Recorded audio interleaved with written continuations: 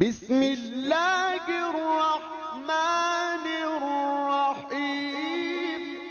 نحمدہ و نصلی علی رسولہ الکریم اما بعد فاعوذ باللہ من الشیطان الرجیم۔ میں ہوں پروفیسر حکیم اسحاق سلطان اور اپنے یوٹیوب چینل سے آپ کو خوش آمدید کہتا ہوں۔ دوستو، آج میں آپ کو ایک ایسے نسخے کے بارے میں بتانے جا رہا ہوں جو کہ میرا 30 سال سے تجربہ میں ہے اور طب یونانی کے اندر یہ کئی صدیوں سے دوا جو ہے وہ استعمال ہو رہی ہے۔ دوستو، یہ مفرد دوا ہے، یہ سنگل ریمیڈی ہے اور پھیپھڑوں کے اوپر اس کے بہت ہی معجزاتی اثرات ہیں۔ میرا مطلب یہ ہے کہ ہم آپ کو ایک ایسی جڑی بوٹی کے بارے میں بتانے جا رہے ہیں جو کہ پھیپھڑوں کے اندر جمع شدہ بلغم جو غلیظ ہوتی ہے، جو پیلی ہوتی ہے، جو گاڑھی ہوتی ہے، اس کو نہ صرف خارج کرتی ہے بلکہ مزید اس بلغم کی پیدائش کو روک بھی دیتی ہے۔ تو دوستو، اس سے پہلے کہ میں آپ کو اس جڑی بوٹی کے بارے میں بتاؤں، میں مناسب سمجھتا ہوں کہ آپ کو اپنا نظام تنفس کے بارے میں یعنی پھیپھڑوں کے بارے میں شارٹ سی انٹروڈکشن دوں کہ ہمارے پھیپھڑے کیا ہوتے ہیں، ان کے کیا افعال ہوتے ہیں۔ تو دوستو، میں بات کرتا ہوں کہ پھیپھڑے جو ہیں وہ دراصل اب جب ہم سانس لیتے ہیں تو جو سانس ہمارا پھیپھڑوں میں جاتا ہے وہ ایک وینڈ پائپ کے ذریعے جاتا ہے جسے ہم ٹریکیا کہتے ہیں۔ یہ سانس کی نالی یا ٹریکیا جب پھیپھڑوں کے پاس پہنچتی ہے تو یہ دو حصوں میں تقسیم ہو جاتی ہے جنہیں برونکائی کہتے ہیں اور ایک کو برونکیول کہتے ہیں۔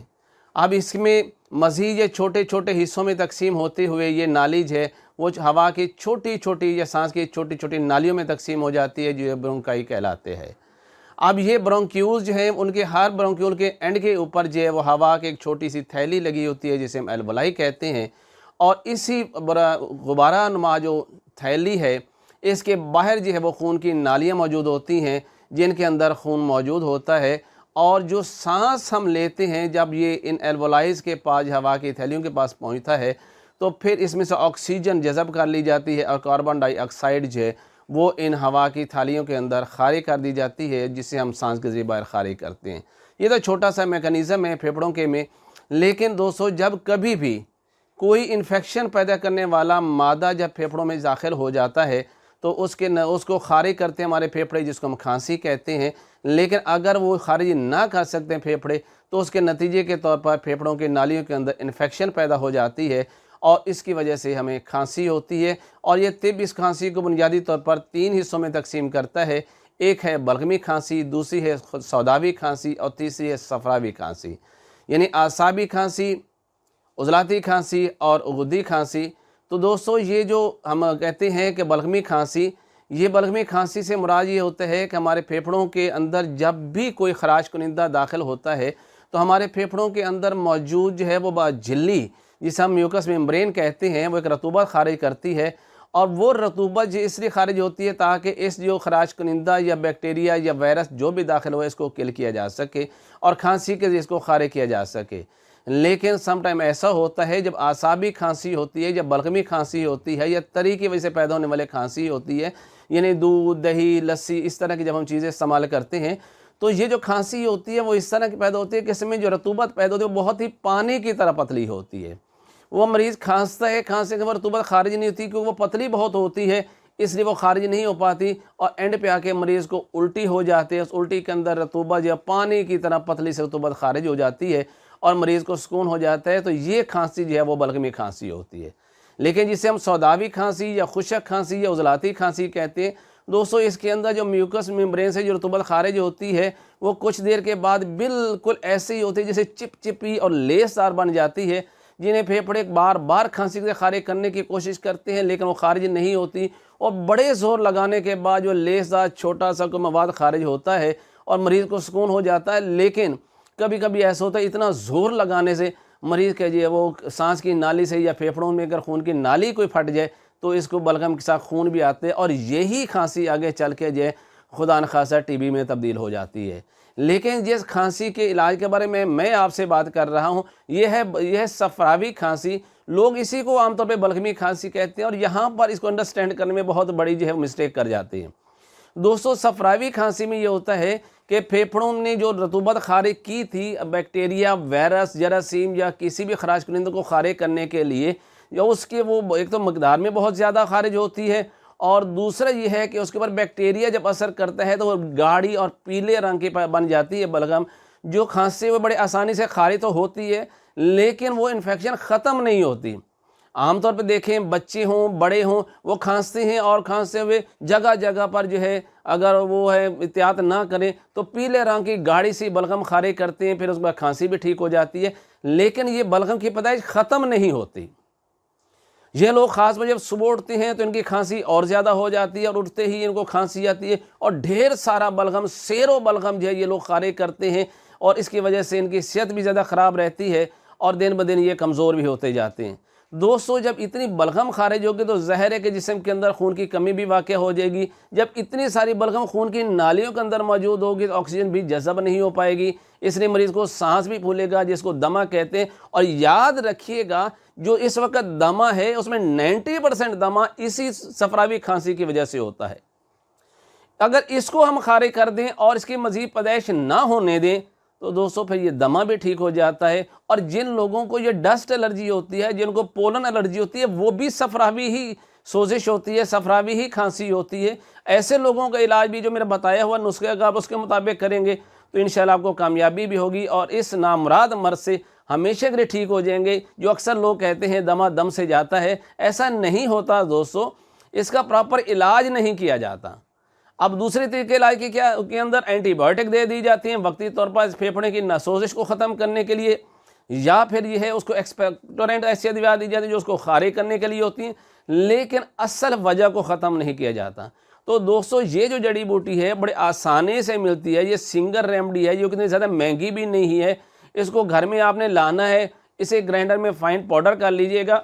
اس جڑی بوٹی جو میں آپ کے سامنے دکھا رہا ہوں اس کو ہماری طبی زبان میں مگاں کہتے ہیں،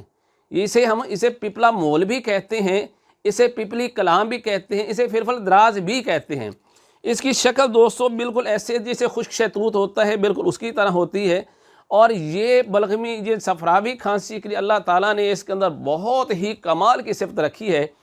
اگر آپ اس کو فائن پاؤڈر کر لیں اور اس کے اندر جو ہے وہ 3 حصہ اس کے مطابق شہد ملا دیں اور چائے والی 1 چمچ بڑے جو بزرگ ہیں وہ صبح دوپہر شام اور رات کو 4 دفعہ اگر کھانا کھانے سے آدھا گھنٹہ پہلے پانی کے ساتھ لے لیں اور تمام وہ غذائیں اور دوائیں جسے ہم گرم خشک کہتے ہیں وہ غذائیں بالکل بند کر دیں تو دوستو یہ چند دنوں کے اندر یہ سیرو بلغم جو ہے جو آپ ہے وہ بالکل آنا بند ہو جائے گی۔ اور یہ دوا حقیقت میں آپ کے پھیپھڑوں کی ایک ایک رگ اور ایک ایک نالی میں جو بلغم جمی ہوئی ہے، جو گاڑھی ہو چکی ہے، جو پیلے رنگ کی ہے، میں اسی کی بات کر رہا ہوں،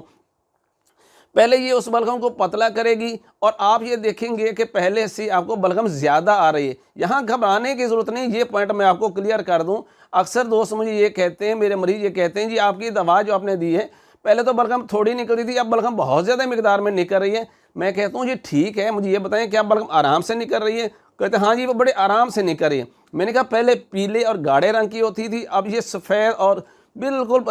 ہلکی پتلی ہوتی جا رہی ہے اور آسانی سے نکل رہی ہے۔ کہتے ہیں ہاں جی بالکل ٹھیک ہے۔ ایسے ہی اس دوائی کا کام ہے کہ یہ پہلے جمی ہوئی بلغم کو پتلا کرتی ہے اور جو پہلے بلغم مشکل سے خارج ہے وہ آسانی سے خارج ہوتے ہیں، منہ بھر کے بلغم آنا شروع ہو جاتی ہے اور اس طریقے سے یہ ساری پھیپھڑے جو بلغم ہے پھیپھڑوں سے وہ ختم بھی ہو جاتی ہے اور مزید اس کے خلیات پھیپھڑوں کی نالیوں کے اندر جو ایپیتھیلیل ٹیشوز ہوتے ہیں ان کی سوزش کو یہ ختم کرتی ہے۔ آپ کے اندر دراصل جڑی بوٹیاں ہیں وہ قوت مدافعت کو پیدا کرتی ہیں، آپ کے سسٹم کو، آپ کے امیون سسٹم کو سٹرانگ کرتی ہیں، جس کی وجہ سے آپ کا مرض ختم ہوتا ہے۔ دوستو یاد رکھیے دیسی ادویات جو ہیں ان کا سائیڈ ایفیکٹ نہیں ہوتا، یہ بیسیکلی آپ کا جو ہے امیون سسٹم بوسٹر کہلاتی ہیں اور یہی آپ کے امیون سسٹم جب سٹرانگ ہو جاتا ہے تو پھر کوئی بیکٹیریا، کوئی وائرس اور کسی قسم کی اور انفیکشن آگے پھیپھڑوں پہ اثر نہیں کر سکتی۔ یہی وجہ ہے کہ یہ جو مگا ہے یا پپلا مول ہے جس کو میں نے کہا اسے پپلی کلام بھی ہم کہتے ہیں،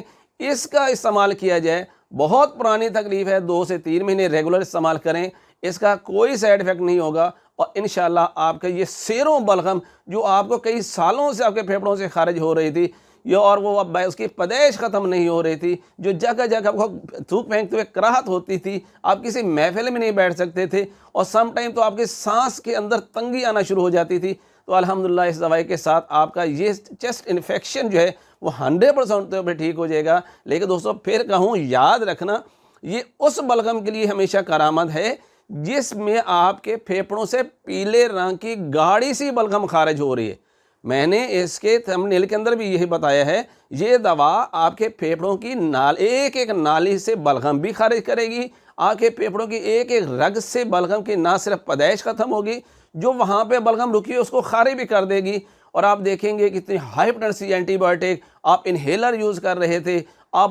بلغم خارج کرنے والے سیرپ استعمال کر رہے تھے، ان سب سے جان چھوٹ گئی ہے۔ اور سب سے بڑا اس کا کمال یہ ہے کہ اس کا کوئی سائیڈ ایفیکٹ نہیں ہوتا، یہ بہت ہی قدرتی طور پہ پیدا کی ہوئی جڑی بوٹی ہے، یہ پنساری سے سستی ملتی ہے، آپ نے صرف جا کے کہنا ہے کہ وہ مگاں دے دیں۔